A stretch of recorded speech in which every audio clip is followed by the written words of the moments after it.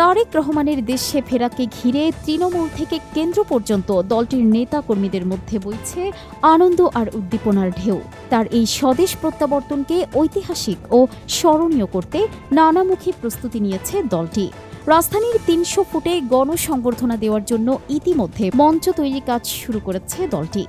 দলের এই শীর্ষ নেতাকে যথাযোগ্য সম্মান ও বিশাল জনসমাগমের মধ্য দিয়ে বরণ করে নিতে ইতোমধ্যেই শুরু হয়েছে ব্যাপক প্রস্তুতি।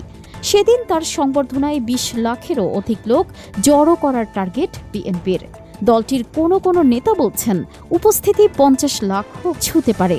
তারেক রহমানের প্রত্যাবর্তন উপলক্ষে ২৪-২৫ ডিসেম্বর ১০ রুটে চলবে ২০টি স্পেশাল ট্রেন। বিএনপির অনেক নেতাকর্মী ইতোমধ্যেই ঢাকায় চলে এসেছেন। এমনকি বিভিন্ন দেশ থেকেও বহু নেতাকর্মীরা দেশে আসছেন তার আগমন উপলক্ষে। তার ফেরার ২ দিন আগ থেকেই ঢাকা শহরের বিভিন্ন জায়গা ব্লক হতে শুরু করেছে।